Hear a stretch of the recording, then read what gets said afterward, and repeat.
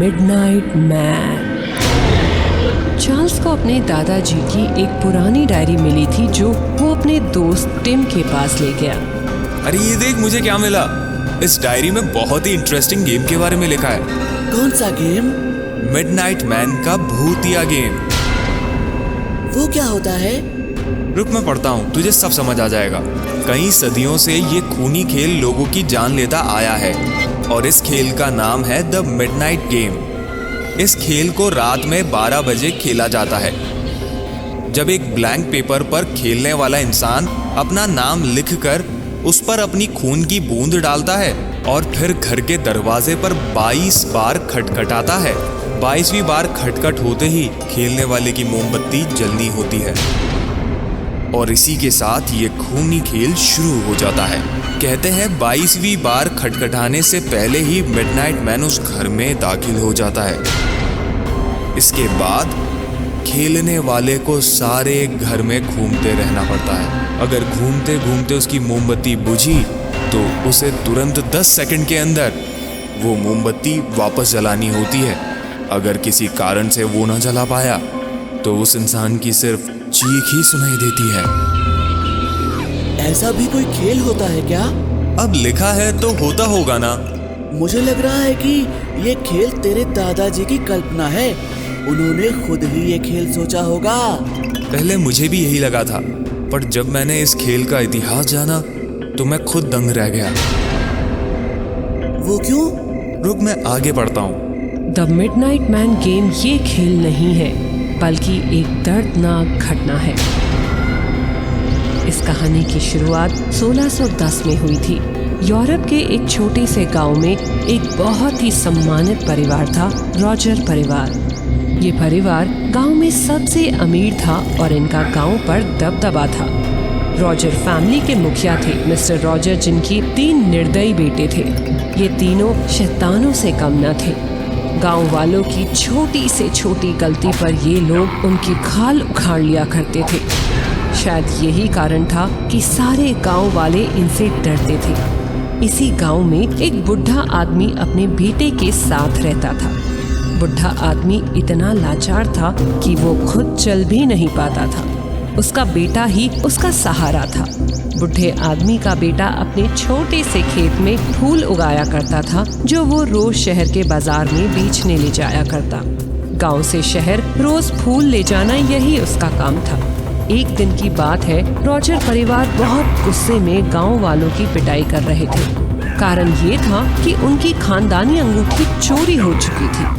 Roger के तीनों बेटे मासूम गांव वालों पर कोड़ों की बारिश कर रहे थे, पर फिर भी उन्हें अपनी अंगूठी का कोई पता नहीं चला।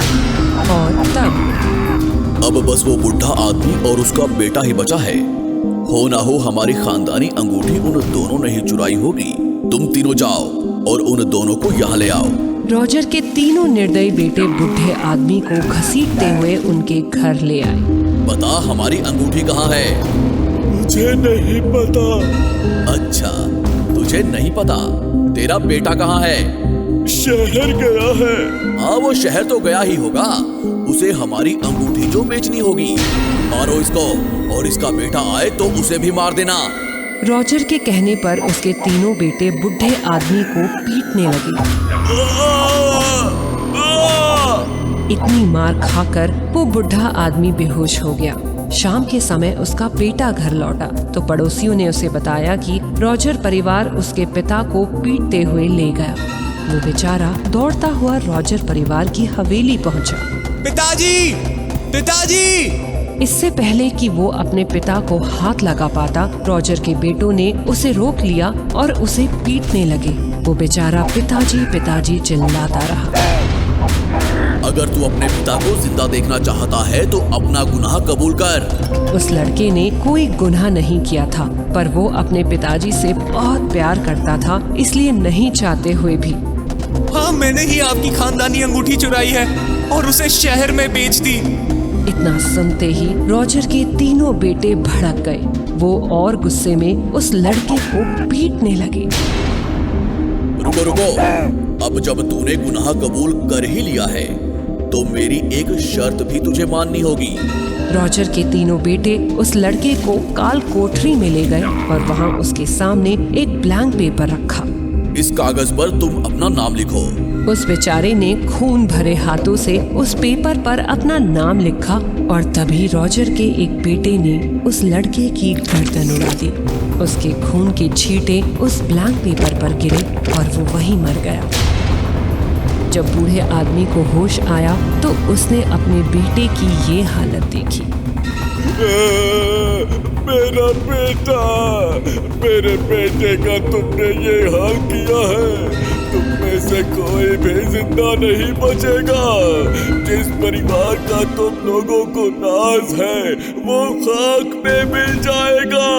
ये मेरा श्राप है। इतना बोलकर बुढ़ा भी सदमे में वहीं मर गया। कहते हैं बूढ़े के मरे के कुछ ही दिन बाद रॉजर और उसके परिवार की लाशें मिली थी। सबके सर कटे हुए थे। इस घटना के कई सालों बाद दो दोस्त थे जिन्हें शैतानी शक्तियों को जगाने का शौक था और इसलिए उन्होंने सोचा कि वो मिडनाइट मैन को बुलाएंगे और उससे बातें करेंगे। बिल्कुल इसी ढंग में उन दोनों ने अपना नाम पेपर पर लिखा, उस पर अपनी अपनी खून की बूंदें डाली और इंतजार करने लगे। अचानक उनके दरवाजे पर खटखट होने लगी। कोई बिना रुके उनका दरवाजा खटखटा रहा था। वो दोनों थोड़े डर गए। दोबारा खटखट हुई और जब 22वीं बार खटखट हुई तो अचानक मोमबत्ती बुझ गई और उनके सामने वो शैतान खड़ा था, द मिडनाइट मैन। इसके बाद उन दोनों की भी बस लाशें ही मिली। अब बोल, दादाजी ने ये खेल खुद बनाया होगा? यार ये तो बहुत ही डरावना खेल है। और ये देख, एंड में दादाजी ने क्या लिखा है? क्या? गलती से भी इस गेम को कभी ट्राई मत करना। चार्ल्स, पर क्या गारंटी है कि तेरे दादाजी ने सच ही लिखा होगा? ये सब बस एक स्टोरी हुई तो? मुझे तो यकीन है दादाजी की बातों पर। अगर तुझे नहीं है तो तू ट्राई कर ले। चल अब मैं चलता हूँ, बहुत देर हो गई है। चार्ल्स अपने घर वापस चला गया, पर टिम थोड़ा व्याकुल हो गया था। उसे सच जानना था, इसलिए उसने रात को एक ब्लैंक पेपर लिया और उस पर अपना नाम लिखा और अपने एक खून की बूंद भी डाल दी। रात होते ही उसके घर में अजीबोगरीब हरकतें होने लगी। दरवाजे खिड़कियां आपस में बजने लगे और ठीक 12 बजे उसके सामने वो खड़ा था, द मिडनाइट मैन।